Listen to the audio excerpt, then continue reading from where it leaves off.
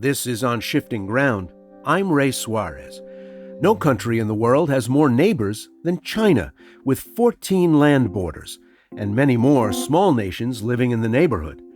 In an era of growing Chinese assertiveness, particularly surrounding the South China Sea, Xi Jinping has ordered officials to warm people's hearts and bring neighbors closer together within China's sphere of influence. It's sort of the modern-day geopolitical version of delivering your neighbor a freshly baked pie. So how is Xi's charm offensive playing out for nations in the neighborhood? Malaysia lies just at the bottom of what China deems its territorial waters, right where the Indian Ocean meets the Pacific.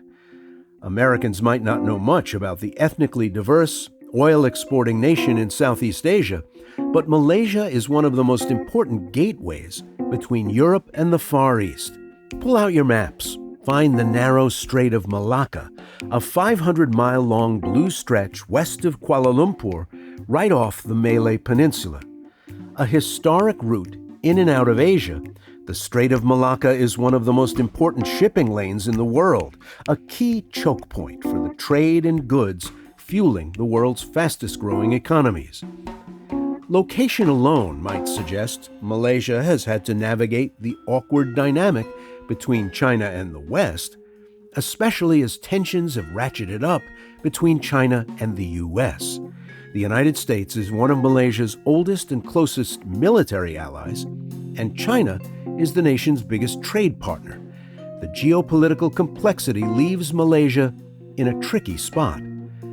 Official narratives suggest, at least for now, Malaysia is committed to both those friendships, but the pressure of maintaining them is mounting.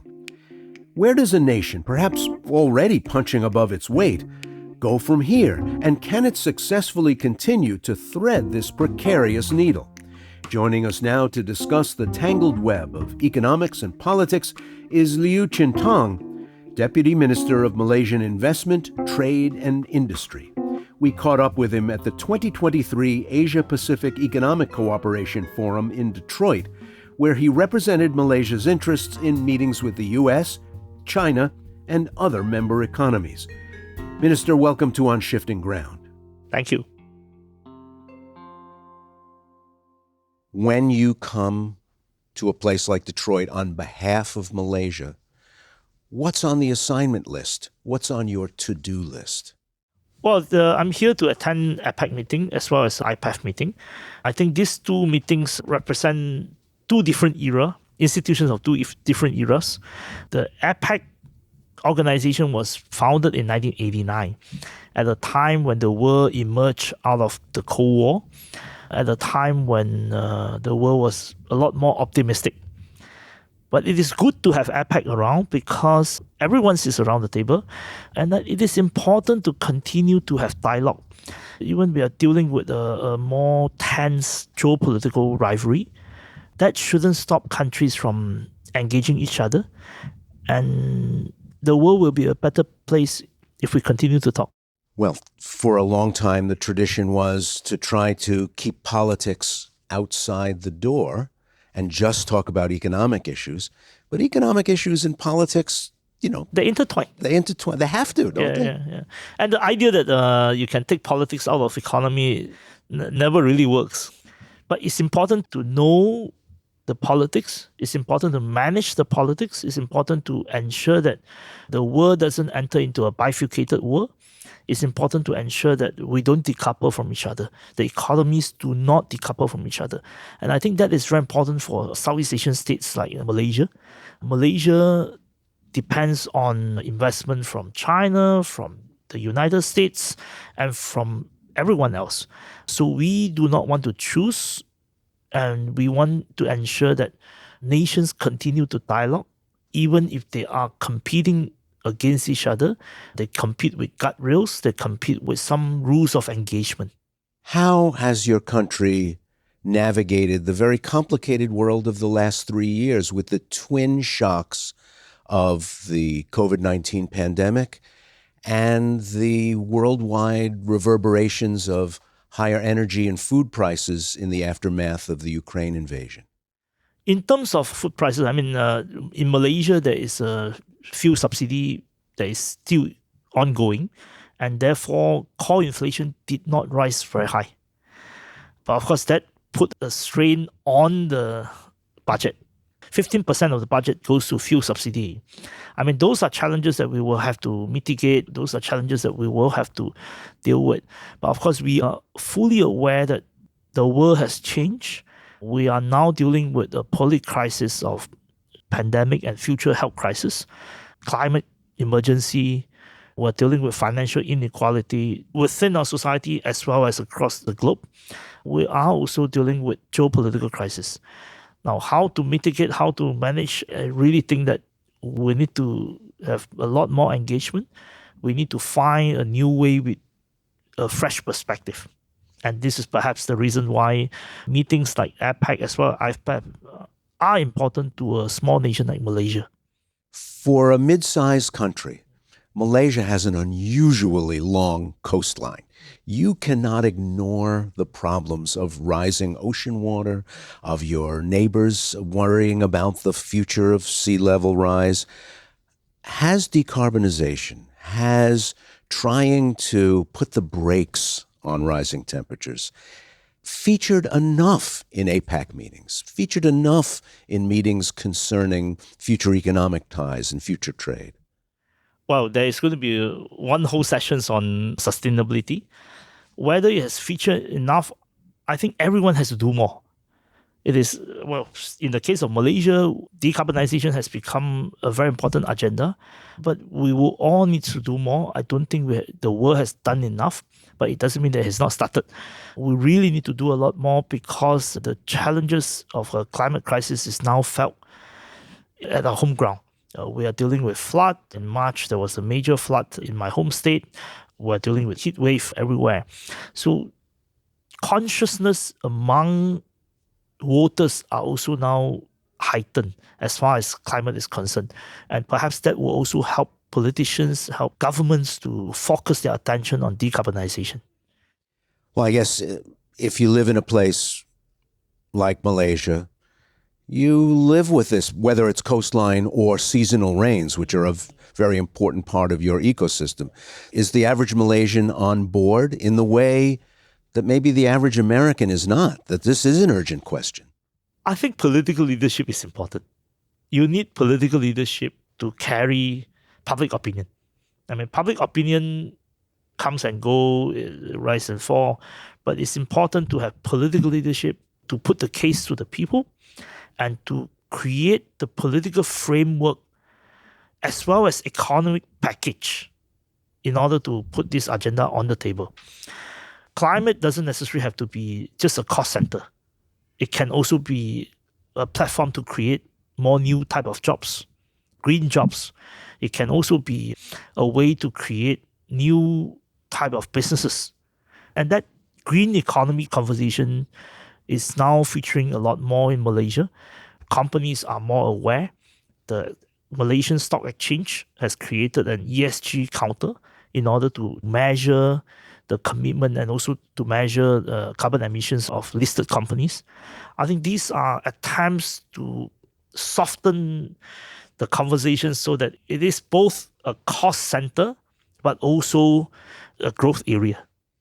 If you go to places in the world that have in recent years done very well, the average person has more money. Two of the big things that they want, one and then the other, a motorbike and then an automobile.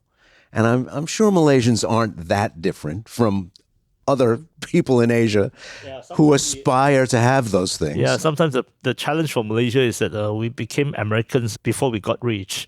So we have a sprawling city, we have too many cars on the road, but some very successful cities do not necessarily fall into what you have just said. Some successful city move into very good public transport, and with compact cities, with very dynamic cities, without everyone having to own a car.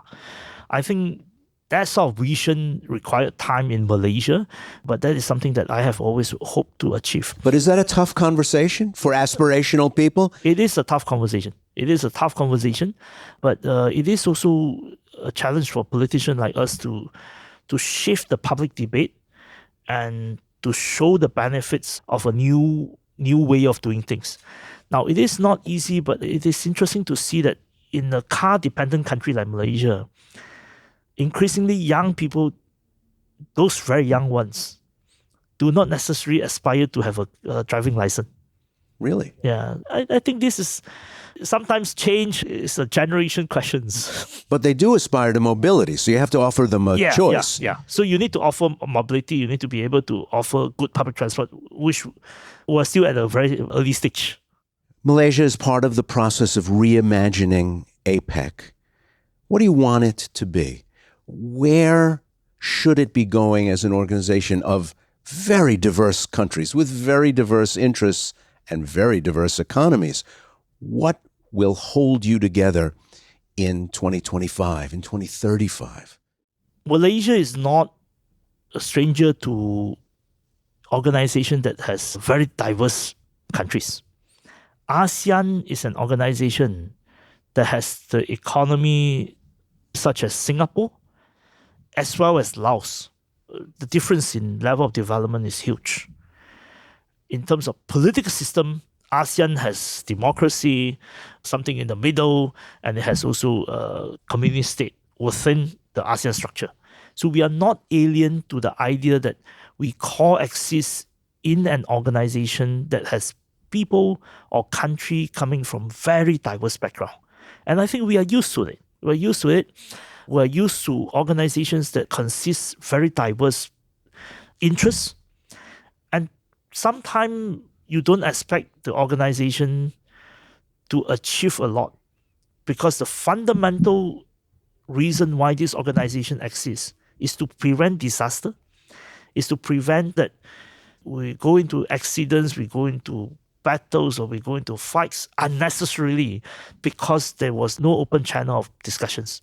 Now, ASEAN has been relatively successful as an organization to prevent bad things from happening and to get economies and political systems that are so diverse into some common agenda and into achieving something that is beneficial to all. Applying the same idea, applying the same principle, I think APEC should play that role, and there should be a lot more emphasis on organization like this where we get everyone around the table, even if we don't like them. Even if we do not like some countries, it's important to get everyone around the table, as well as the social gathering outside a meeting, because country needs to talk to each other.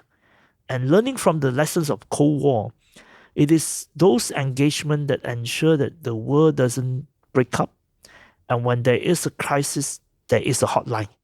So are you suggesting that it's worthwhile to be around the table, even if right now you're on very different sides of some issues, have some really serious arguments? When that session opened yesterday and representatives from the People's Republic of China were there, and the Russian Federation and the United States, Malaysia thinks that can't be bad. That's a good thing. Yeah, that's our position, because our view of the world is not a black and white world. Our view of the world is that the world is increasingly a multipolar world. In a world that is a lot more multipolar, the choices may not be black and white, and we may not enter into a world that has fixed alliances on every issue. Every country may have 50 issues to deal with internationally. And with that 50 issues, maybe we only see eye to eye. We have complete consensus with the United States of America on maybe 20 items. And maybe another 20 items, we agree 60%, we don't disagree 40%. I think that's how the world works. We do not aspire to see a black and white, a decoupled or bifurcated world.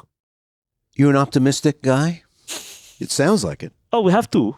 We have to. I mean, the world is a darker place compared to, say, several years ago or compared to several decades ago. But it is also an opportunity for a reset. I mean, the crisis that we are dealing with required a readiness to reset. Resetting is not easy, but a reset may help us to deal with the challenges that we are facing. Minister, thanks a lot. It was great to talk to you. Thank you. Thank you, Ray. That was Liu Chin Tong, the Deputy Minister of Investment, Trade and Industry for Malaysia. You're listening to On Shifting Ground. After the break, we visit New Zealand for stories of economic and pandemic recovery down under.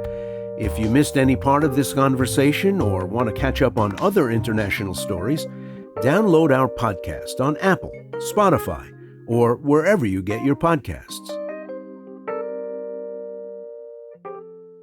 At 11:59 p.m. on Wednesday, March 25, 2020, Alert Level 4 was activated, and New Zealand went into an extreme and unprecedented lockdown. Almost 12 hours earlier, a state of emergency had been declared, giving police powers to detain and arrest anyone failing to stay at home. New Zealand had just confirmed the 100th case of COVID-19 within the South Pacific island nation's borders. Prime Minister Jacinda Ardern ordered the island to completely shut down, with all international flights canceled and businesses closed. It will literally save lives, thousands of lives. The worst case scenario is simply intolerable. It would represent the greatest loss of New Zealanders' lives in our history, and I will not take that chance. The results were remarkable. By most metrics, the New Zealand COVID-19 response had been one of the most successful in the world, using strict measures to eliminate the virus from the islands entirely. And when it was all said and done, deaths from COVID-19 in New Zealand were considerably lower than in other countries. Life expectancy actually increased in New Zealand during the pandemic, and once it adjusted to the shock of lockdown, New Zealand's economy recovered quickly, in part thanks to a strong market demand for traditional Kiwi exports, milk, logs, and lamb.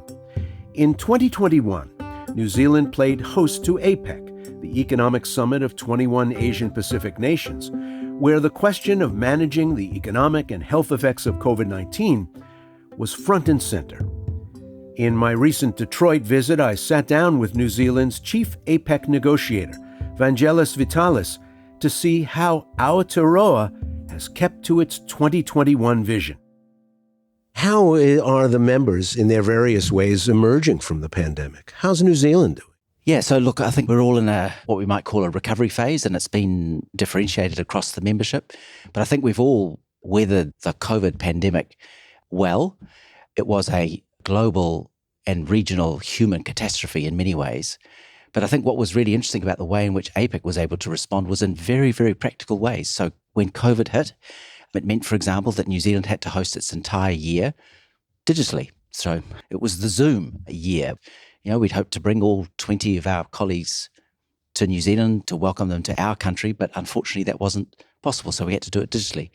But the other practical things that APEC did that year were, for example, that we agreed to take away the tariffs on a lot of the products that people need to fight the pandemic. So, for example, masks, the storage containers in which you carry the vaccines.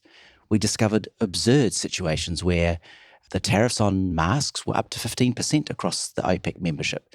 Why would you increase the price of a product that was critical to human safety? So this was one of the things APEC was very quickly able to respond to during our host year, was addressing that.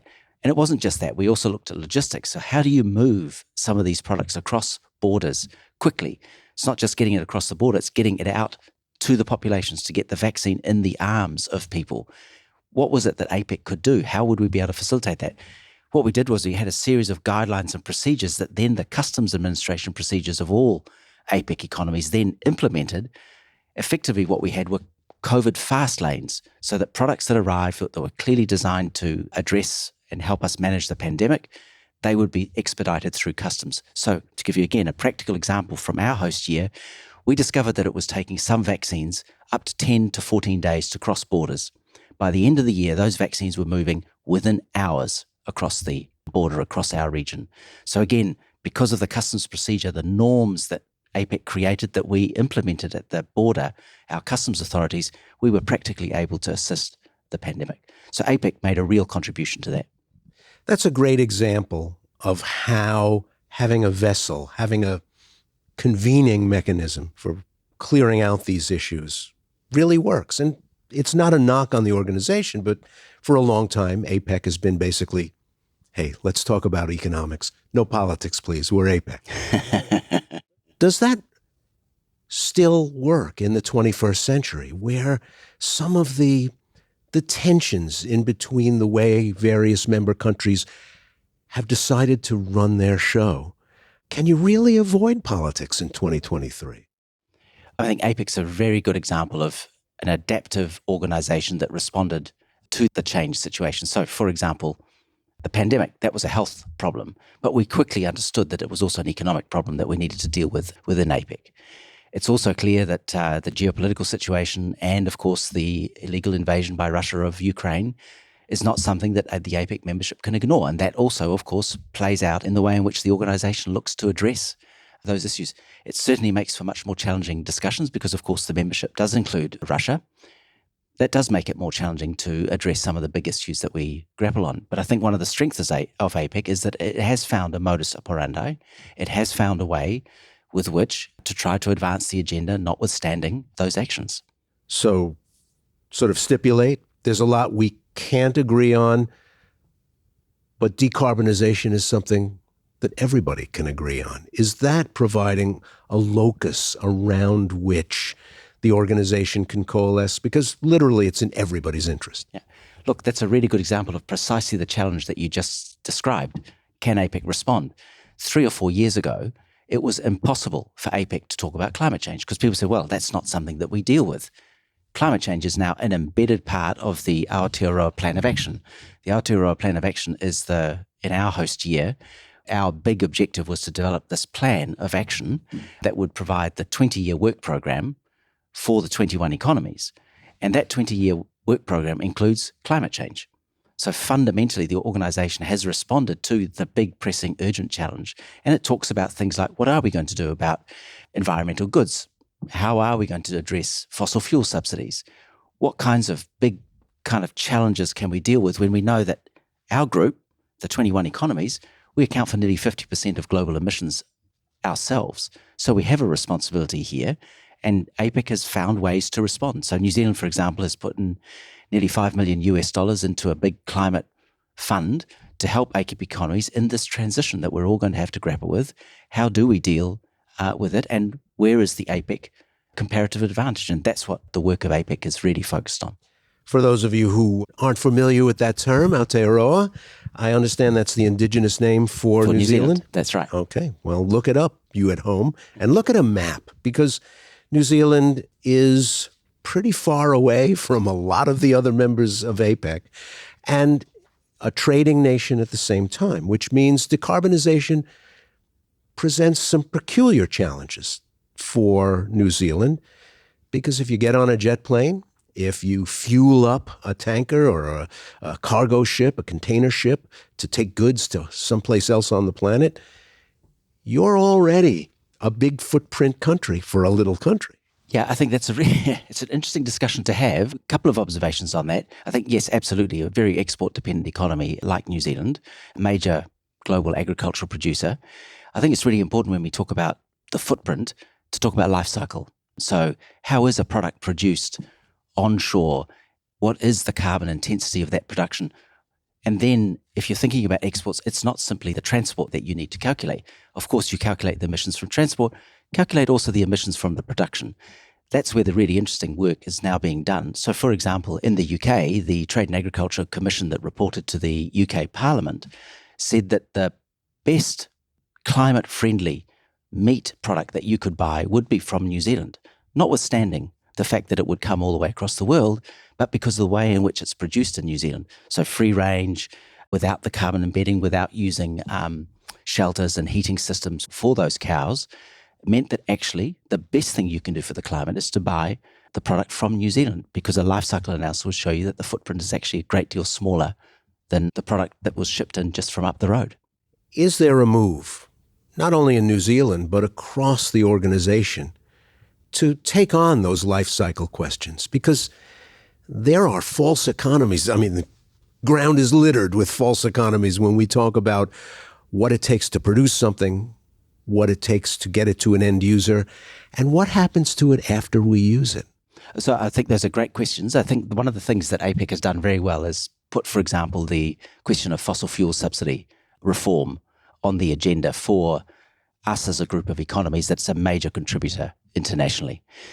And New Zealand is something of a leader here. So in the work that we did in our host year, one of the commitments that came out of that was that there would be admittedly a voluntary commitment, but a standstill commitment to stop at our current levels of subsidisation of fossil fuels. But just to give you another example, alongside APEC, an APEC adjacent initiative is something called the Agreement on Climate Change, Trade and Sustainability. This is an agreement that deals with three things.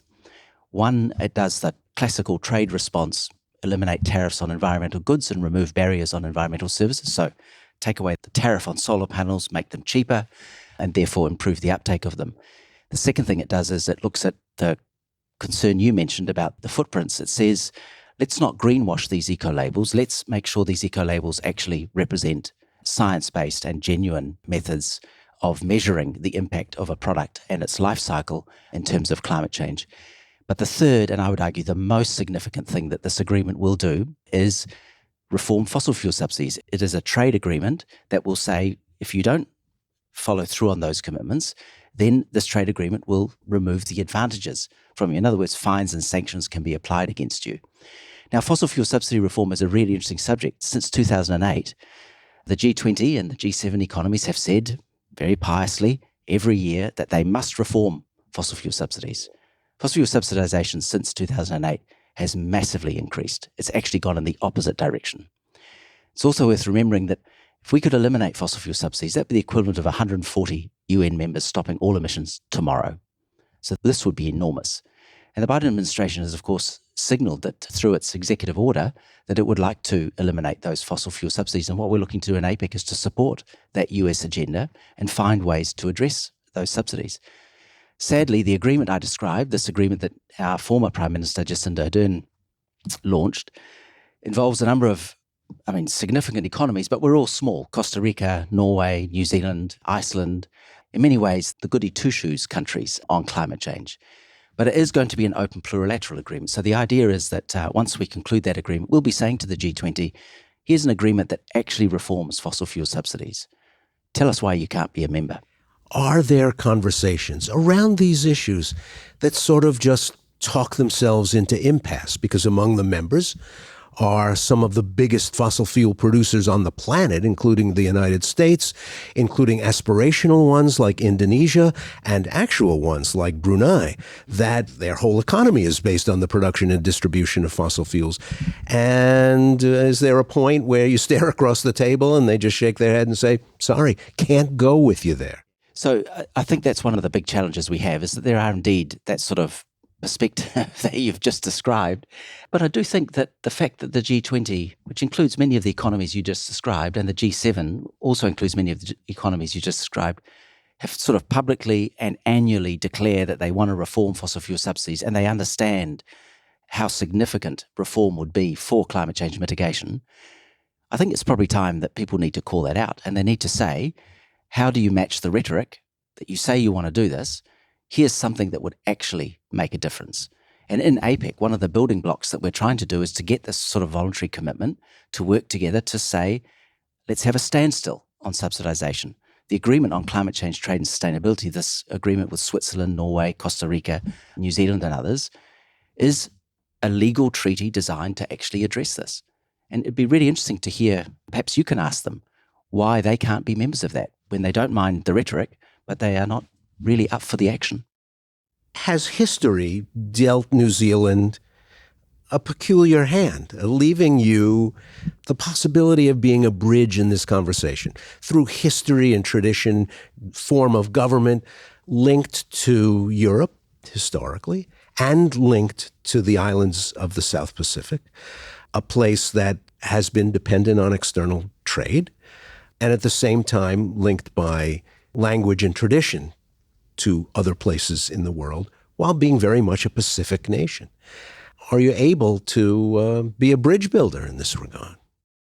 I'm always very careful to sort of put on ourselves a mantle of bridge builder and things like that. These are the things that other countries need to think about. What I like to think about is that our reputation is one for being constructive, for being creative, for being interested and interesting in the world, and that we look to be fair, and the way in which we conduct ourselves is such that people want to work with us.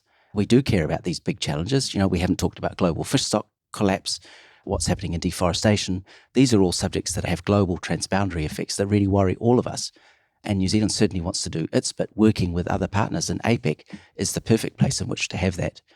The conversation, but also to build the norms, to build the confidence in one another and the systems that we're going to use to really address those challenges in a meaningful way. Fish and timber are beautiful, perfect examples of why it's so hard to make international agreements. There's an advantage to just cutting and pulling up nets as full as possible, filled with everything you can flash, freeze, and sell in the rest of the world until there is no more to get. Yeah. The ships get bigger and bigger, the nets get bigger and bigger, the take gets bigger and bigger, and everybody's staring at everybody else saying, okay, you go first. Well, how do you break that? I mean, there is a response here for trade. And last June, my Minister O'Connor, facilitated the negotiation of the WTO fish subsidies agreement, which effectively disciplines and reforms and reduces and eventually will eliminate the subsidies provided to the fishing industry to stop this collapsing global fish stock. So trade can certainly have an answer. And then in the APEC Aotearoa Plan of Action, this fine document that was the product of our Prime Minister's chairing of that year, there's a specific element there where we will work together to make sure that that agreement is implemented across our region. Because we know, to touch on your earlier point, we have special responsibilities, all of us, to the Pacific, and the fish stock that is there has been decimated by subsidised fishing fleets that have operated in there. Now, this WTO agreement, when it comes into force, will be a way to discipline that, and APEC will play a role to support the implementation and the effective monitoring and enforcement of that. So the work that APEC does will be critical to the success of that international trade agreement. Vangelis Vitalis, thanks a lot. My pleasure. Thank you.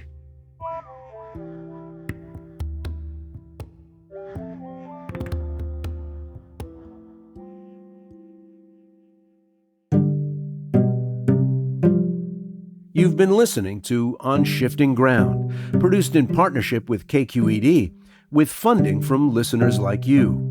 Today's episode was produced by Elise Manukian, Sienna Barnes, and Andrew Stelzer. It was fact-checked by our intern, Adam Haley.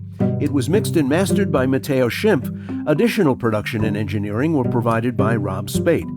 KQED's Jim Bennett is our technical supervisor. Jared Sport is our executive producer. Philip Yun is CEO of World Affairs. Our music is from Blue Dot Sessions. I'm Ray Suarez. Thanks for listening.